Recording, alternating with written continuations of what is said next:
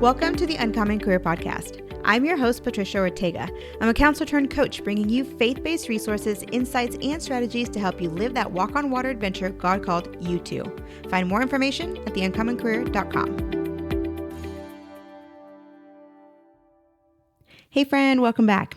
On today's episode, we're actually going to follow up with something that Chris Granger said in the prior episode, and this was an episode, definitely go check it out.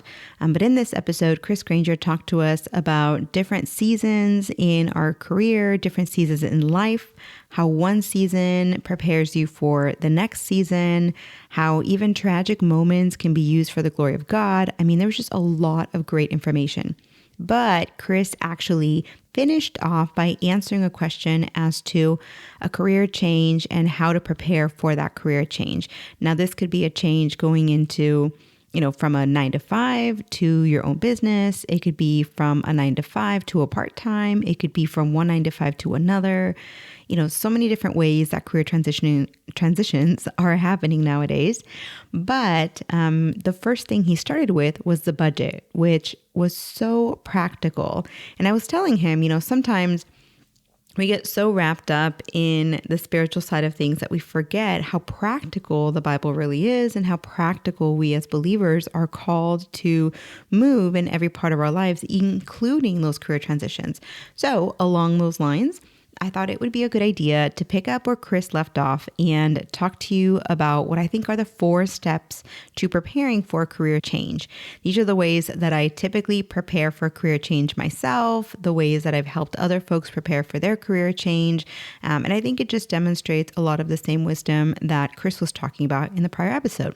So the 4 steps to preparing for your career change, or the 4 things that you've got to prepare, are: number 1, your budget; number 2, your mindset; number 3, your level of self-awareness and ability to communicate yourself; and number 4, your network. So we're going to talk about how to prepare and how to activate your network.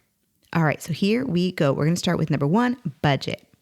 So budget is one of those tricky things that, I don't know if your flesh rises like mine does, but as soon as you start talking about budget, my mind already is like, don't tell me what to do with my money.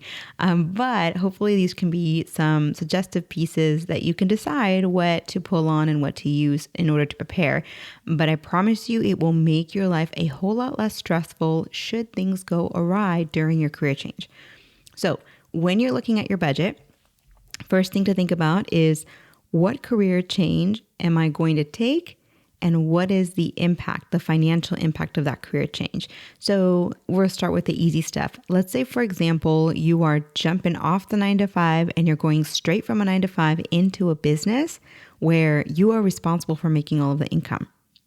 I mean, for obvious reasons, right? You'd want to go through and say, okay, well, I'm going to go from a set and secure income that is reliable and stable to basically me being responsible for making my own income. And if you're one of those folks who is just getting started, and I know what that process is like, I was in that process not very long ago, but if you're in that process of just getting started, there's going to be all of these ads and marketing and messaging and whatever that's going to come at you, and they're going to say, you can make $1 million in 2 weeks, right? Like, I'm exaggerating, but that's kind of where everything's going. You can be rich within 6 months. And the reality is, let me break it to you softly, sister. It does not happen that way.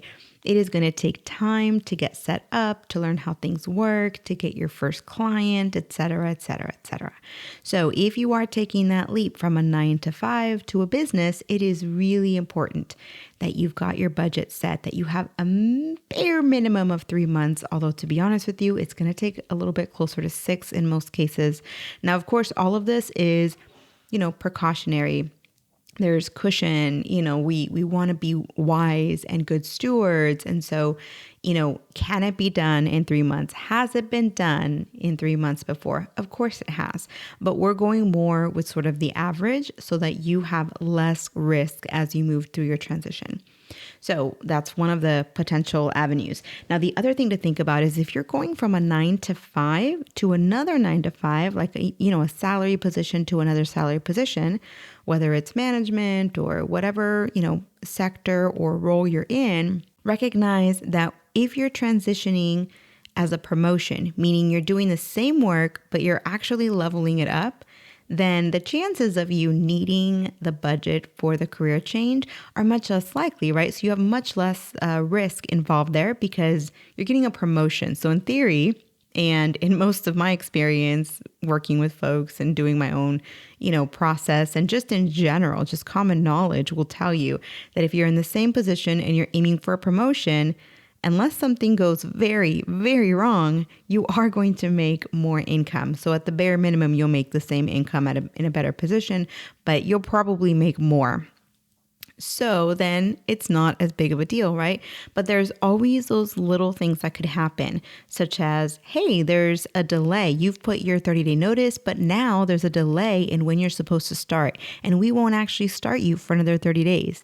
And so if you don't have any savings, you might be like, oh, shoot, how am I going to pay my rent? So keep in mind those pieces so that when the time comes to make the career change and to get into that position, you don't feel like you're cornered into a spot where you have to take a job that you don't really like because that's the one that starts immediately. Okay, now the next thing to look at with regards to your budget specifically is the fact that if you're changing from one industry to another. So from the social sciences to maybe the hard sciences, or you're going from a corporate job that's finance oriented and you're going to head over into a social services job. When you change industries, there's always the possibility that your income is going to take a hit. Separate from the fact that you're changing industries is the idea of the income that is typical in one industry versus the income that is typical in another industry. So, for example, if you are in the tech area right now, you might be making a pretty nice penny. But if your goal is to switch over to a position where you work one-on-one helping folks who are disadvantaged, for example, then, I hate to break it to you, but having a job where you've got such a great impact, unfortunately, in this day and age, it's not paid as well as something in the tech industry. So in many cases, you're not only going to take that pay cut from one industry to another, but even more so because you're starting, in a new you've got to get a new knowledge base, you're starting in a new industry, and so you are going to actually go into most likely a lower position while you gain some experience in that industry and then move your way back up. And you may or may not make the exact same amount of money that you did previously in tech because tech is so well paid, right? So those are just some examples of things to consider when you're going between one industry and another. Now, let's say you're in social sciences, and it doesn't have to be social sciences. It can be, customer service or, another position that for whatever reason, that industry is not as highly paid as the industry you're going into. So if you're going from one industry, that's one role, I should say, one customer service role. And then you start going into finance or even recruitment, which is, has an opportunity to be commission based. You can go from a lower salary to a much higher salary, even though you're completely new to the field, just because that industry pays more. So this is where you want to start putting your feelers out, identify, which types of positions in that industry that you want to change over into. You want to find out how likely is it that you can land a role in a position that is as well, if not better paid than the one that you're currently in. And if your likelihood isn't very high, then you definitely want to save.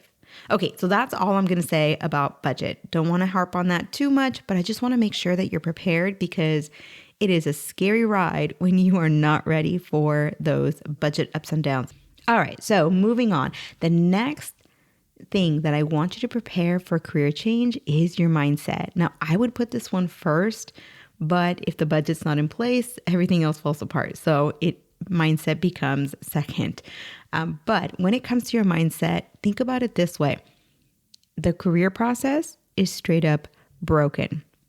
Now, not everyone's going to agree with me, but I believe it is totally broken. Everything that is personable about the career the career process, about looking for a job, about marketing yourself. All of those things are becoming so automated, where you submit your resume and no one ever sees it unless it's got enough keywords. So in order for you, what that tells me is, okay, in order for me to be good enough for you to even talk to me, I have to put specific words into my resume. And to me, that just doesn't make sense. It shouldn't be this way. But because it is, we need to fight against it. And so we need to resist this idea that you as a candidate need to be put in this hole that you've got to jump when the employer says jump. And that's just not what they intend, but that is how the technology makes us feel sometimes. And so preparing our mindset involves getting ready for the fact that there's going to be messaging that you get that comes into your mind as you get rejection letters, or maybe as you don't get any rejection letters. It's just quiet and you hear nothing, right? That does something to us psychologically. It might be really pronounced, where, we start to get really insecure. We start to question if we should even make this career change. Maybe we start to feel like, wow, I'm lucky I even have this job. But that's not how you should feel at all. The hiring process, the career search process should be exciting. It should be full of possibilities. It should be a time for you to be able to step back and say, what do I really want? What do I really need? And, if we're not mentally prepared for it, then a process that's supposed to be fun and exciting and a new opportunity really turns into this moment where you're sort of, it's like you're slowly being eaten up by this machine. It's just so infuriating to see this happen, where you've submitted multiple applications, maybe you got a few interviews, but it looks like you're being inspected on whether or not you're good enough to work at our company. And that's not what employers mean to do, but that's how it can feel sometimes. So what should you do about this? In order to prepare your mindset, it's important to do a couple different things. Number one, get ready, get excited, get yourself into a space where you're dreaming. You're thinking, what position would I want to have if there was no limits? Now, I'm talking no educational limits, no location or geographical limits, no experience limits. What do you really want out of life? Spend time, whether talking with a coach, talking, with a friend, talk with someone who knows you really well and who asks really good questions. Those questions are really going to guide what direction the conversation goes. And so you want to spend time with someone who is a great question asker. This is one of the things about coaching that I've learned is that when you ask the right questions, you're able to, in the conversation, unlock topics that were there but not said. You want to understand, what do you want out of life? What were you put on it? What were you put on this earth to do? How were you created? What environment do you thrive in? All of those things are going to come into play. And the reason why it's so important to start working on this soon is because you want to know who you are and what you want out of life. And that's what's going to sort of anchor you as to what positions you're going for. So when you are, going through this career change and you realize, I'm not hearing back, you're going to go back to that moment where you had that conversation, where you had that breakthrough, that realization that says, hey, you are made for this. This is where you want to go. This is how you were created. This is what God's preparing you for. And when you have that moment, that's what anchors you during those times when the messaging is, hey, you're not good enough. Try somewhere else. And it sucks to get that message. And we want to be able to do, some damage control and sort of move away from that messaging, which brings me to the second thing that I would encourage you to plan out in preparation for a career change when it comes to the mindset piece. And that is, create some if-then statements for yourself and post them somewhere. So here's what I mean. So when something happens, like you get a rejection letter or you don't hear back from a company you were really excited to hear from, Here's the thing, it's going to happen. I don't even say if you get a rejection letter. Like, no, it's when. The likelihood of you going through the career process and not being rejected by a single company, it does happen. I have seen it and experienced it, etc. But it happens when you're really well networked, you've got a reputation with your network, and it's partially a logical preparation and work on your end that you've been working really hard on for years. And then partially it's, a blessing of God that he just kind of makes it happen. But it's not always that way. So when you get, one of those discouraging moments, what are you going to do? So write down those statements. For example, if I get a rejection letter to a job I really want, then I'm going to take myself out to dinner. Now, I know it sounds like, okay, you're celebrating being rejected. You know what? Yeah, I need to pick me up. And so I'm going to take myself out to dinner. So I know a lot of people say, hey, take yourself out to dinner or go get some ice cream or do something rewarding when you hit a success.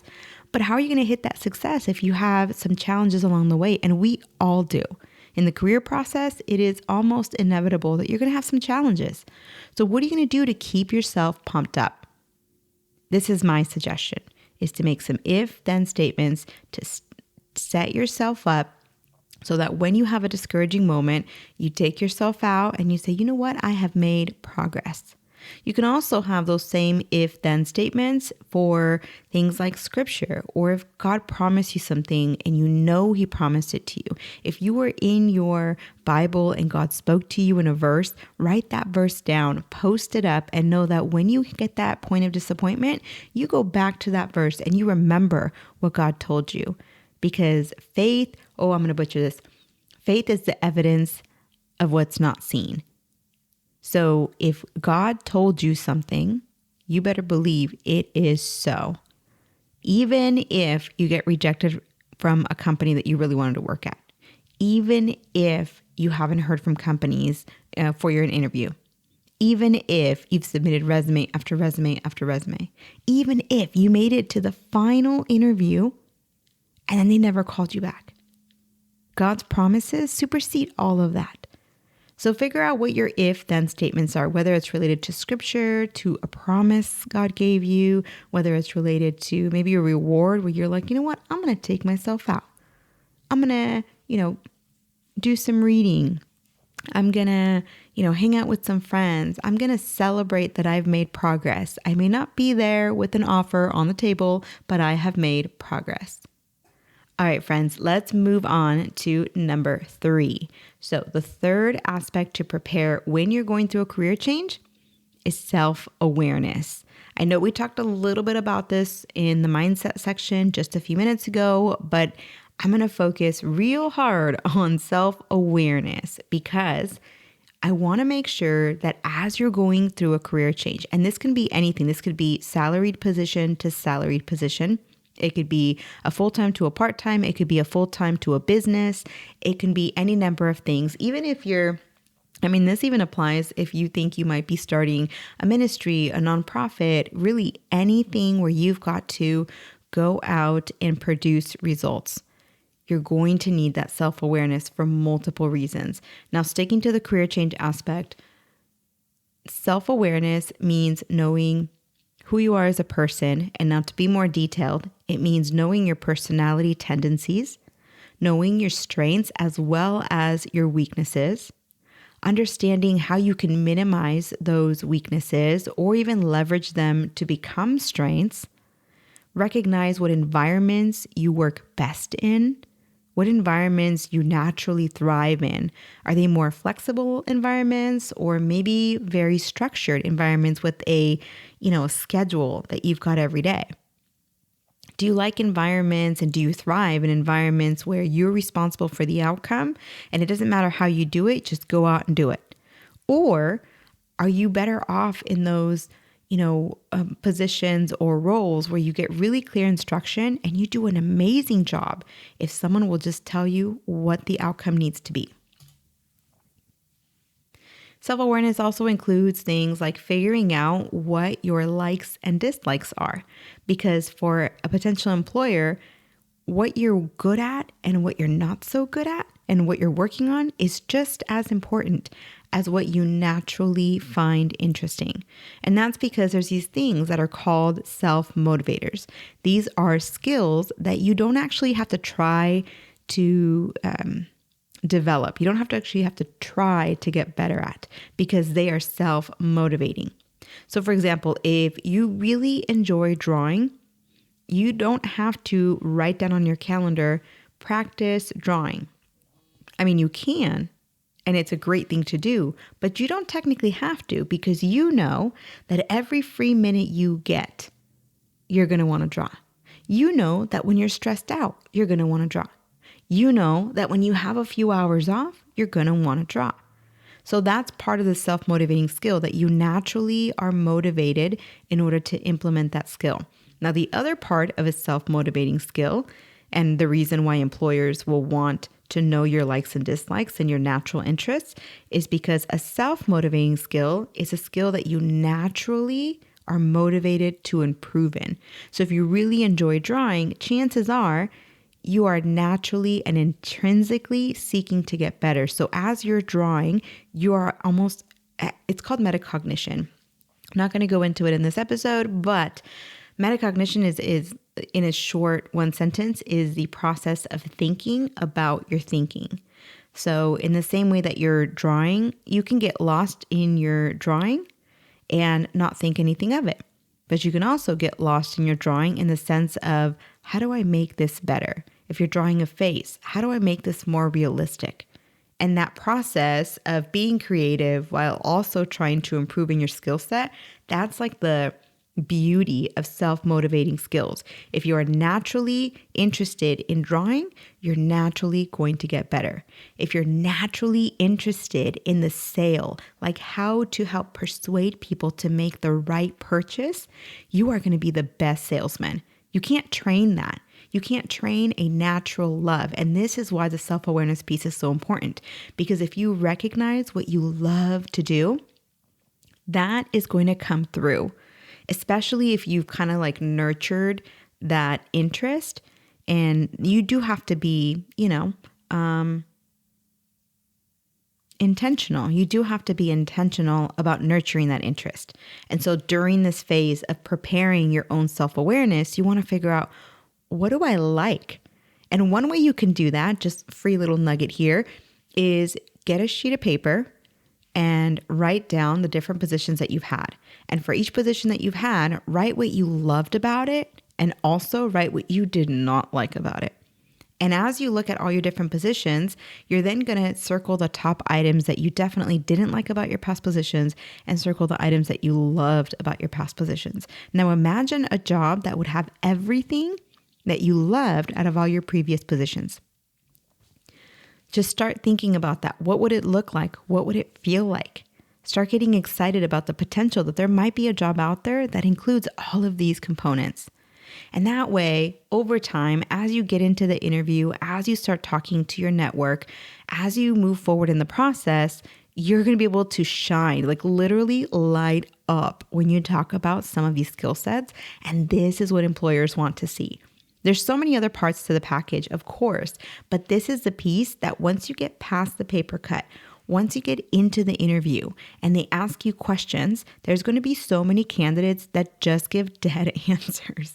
Like, for lack of a better term, that's what happens. They just answer the question. They try to sound really smart and use big words, blah, blah, blah.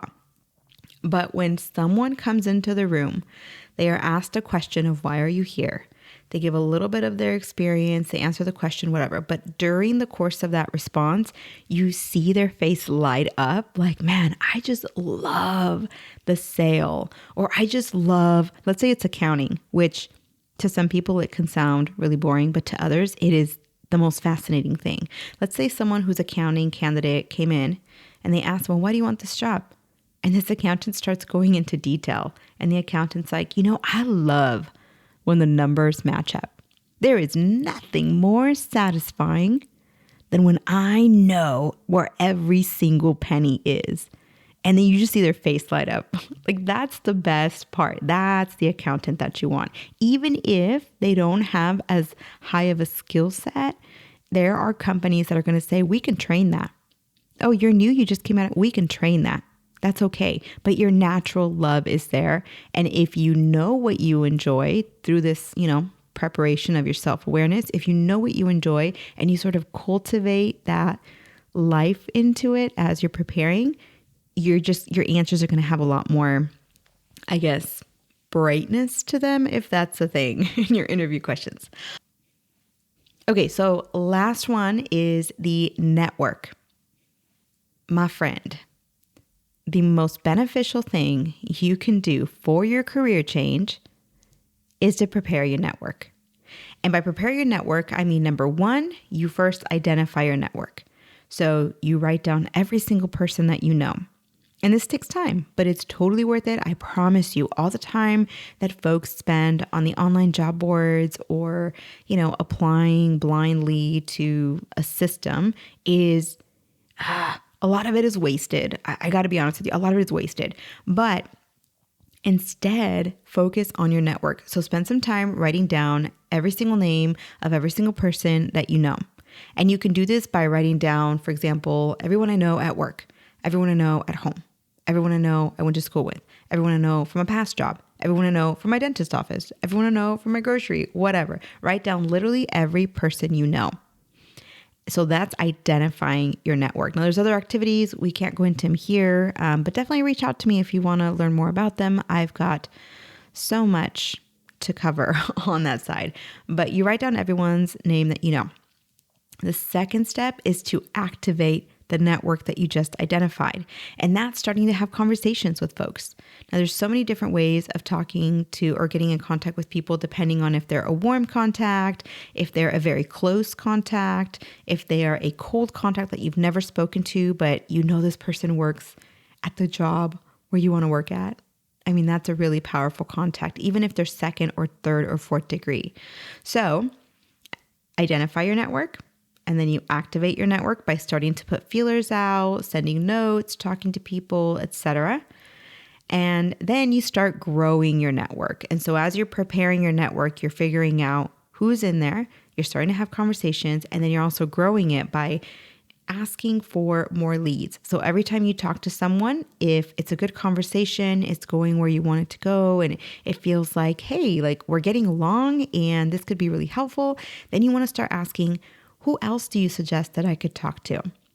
I would love to learn more about different facets of this role or different areas in this company. Is there anyone else that you can help me have a conversation with? And at the end of the day, I just want you to remember that when it comes to networking, it sounds scary and complicated and like you're supposed to be some big business person. And let me tell you, like that is not true. Networking is literally just networking is literally just relationship building. So beef up your confidence, know that you are valuable in the workforce, but then set that aside and look at people as people and say, hey, I just want to learn your story. Like I'm interested in getting in this field, but I think more than anything else, I recognize that you're working in this position already and it just made me curious. I just want to learn your story. And then be genuinely curious, like recognize that they have strengths. They got into that position for a reason. They have a unique perspective.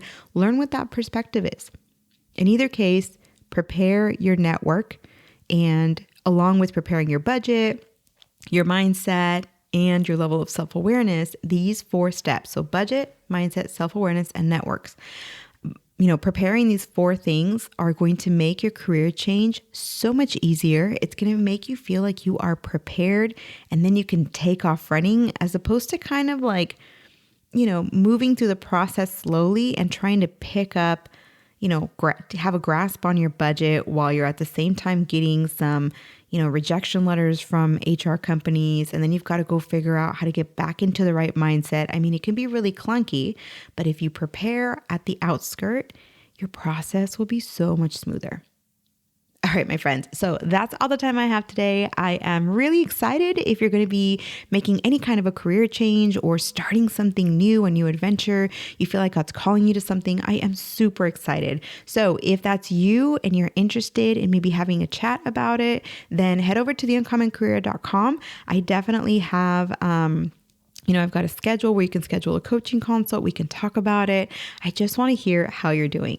No matter what, know that I love you. I'm praying for you, and I'm going to see you on the next one. Hey, friend, thanks for listening.